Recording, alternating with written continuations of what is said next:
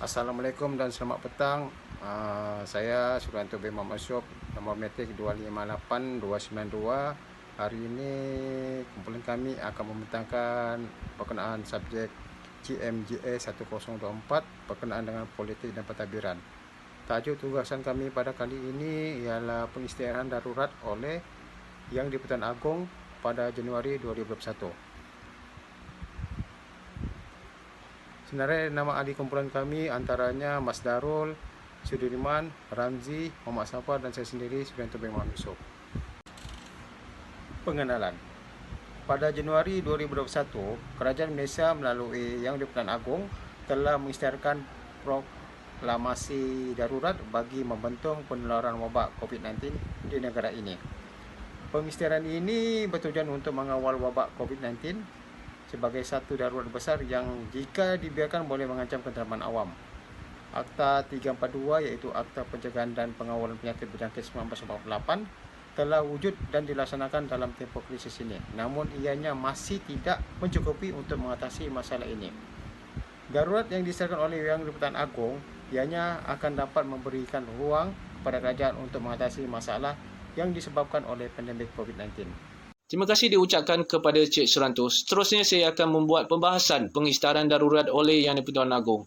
Pengisytiharan darurat merupakan sesuatu pemasyuran yang dibuat Yang di-Pertuan Agong melalui sesuatu perwataan bahawa keadaan tersebut telah wujud atau hampir berlaku. Dalam tempoh ini, perlembagaan negara akan digantung dan pentadbiran negara adalah ditentukan oleh pihak eksekutif iaitu Perdana Menteri dengan pelaksanaan oleh pejabat awam di negara ini. Parlimen juga masih boleh bersidang sebagaimana ianya belum dibubarkan sepanjang proklamasi darurat berkuat kuasa. Menurut perkara 150/4, kuasa eksekutif Persekutuan adalah meliputi ke atas kesemua perkara dalam kuasa perundangan bagi setiap negeri. Pengisytiharan darurat untuk memerangi wabak penyakit merupakan yang pertama kali berlaku di sepanjang penubuhan negara ini. Darurat yang diisytiharkan pada 11 Januari 2021 yang lepas merupakan darurat kesihatan dan bukannya darurat ancaman keselamatan. Pentadbiran negara tidak melibatkan ambil alih oleh pihak tentera sebagaimana darurat keselamatan yang berlaku di luar negara seperti negara Myanmar.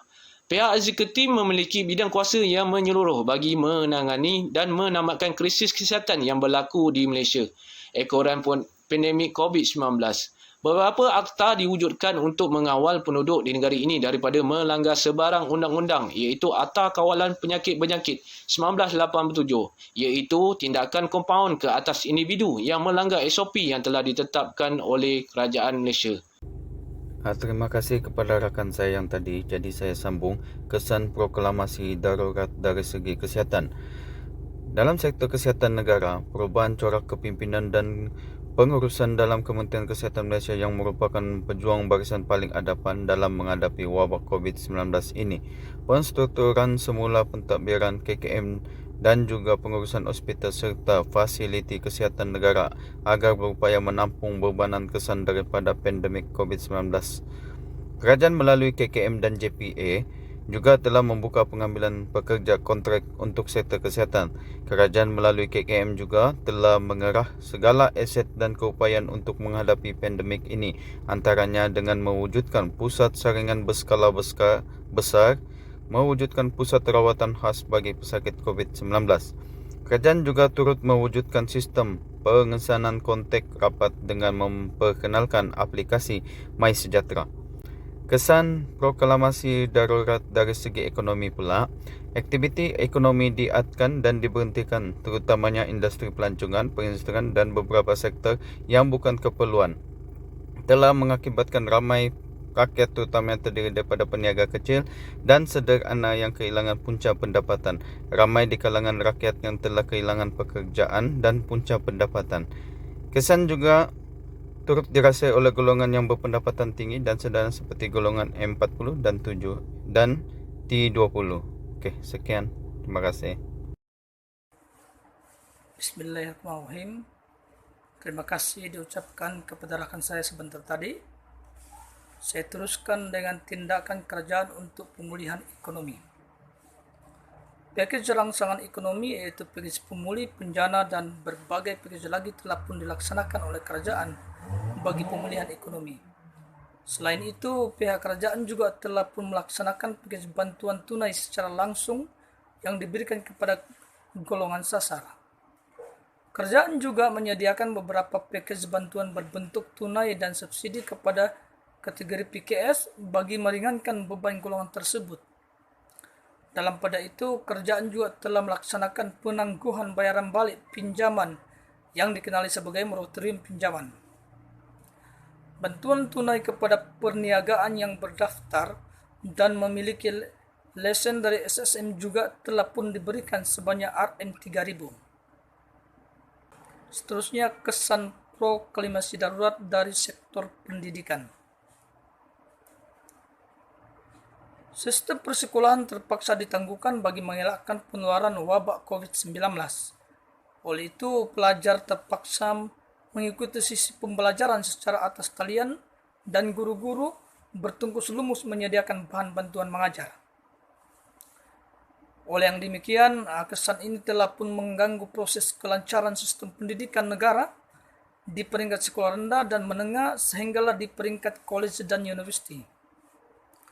Selain itu, murid-murid juga berhadapan cobaran dengan ketiadaan peranti pembelajaran seperti telepon pintar dan rangkaian internet. Seterusnya, kesan proklamasi darurat dari suasana politik. Kesan ini meredakan sedikit pergolakan politik yang telah berlangsung sekian lama. Para pemain politik di pihak kerajaan atau pembangkang telah bergandeng bahu untuk mencari jalan terbaik ke arah penyelesaian pandemik COVID-19. Oleh yang demikian, sepanjang tempo darurat, sidang parlemen telah pun ditangguhkan. Seterusnya saya serahkan kepada rekan saya. Terima kasih. Terima kasih diucapkan kepada rekan saya tadi. Seterusnya saya akan membuat kesimpulan tentang darurat yang diumumkan oleh yang di Pertuan Agung.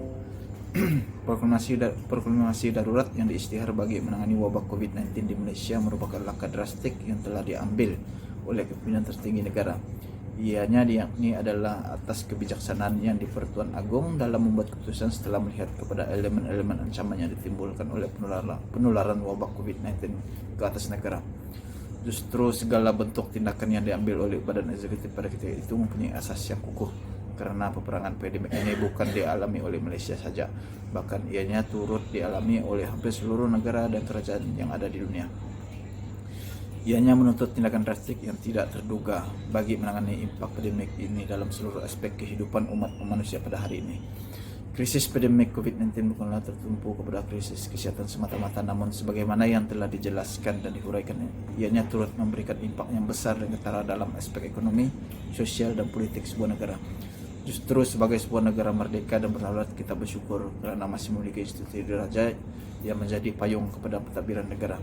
Ini kerana pergolakan politik yang terus berterusan, terutamanya dalam era krisis ini, akan meletakkan rakyat dan negara dalam keadaan yang lebih buruk. Oleh itu, peristiwa yang telah berlaku ini seharusnya menjadi pengajaran pada masa akan datang dalam tampu pemerintahan dan pentadbiran negara, agar pemimpin di masa akan datang sentiasa bersedia dengan sebarang situasi buruk yang mungkin melanda negara ini.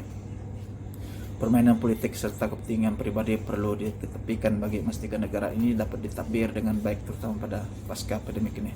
Kita memerlukan pemimpin yang berkaliber serta memiliki aspirasi yang tinggi untuk membawa negara ke pesada yang lebih tinggi di mata dunia pada masa hadapan. Sekian dan terima kasih.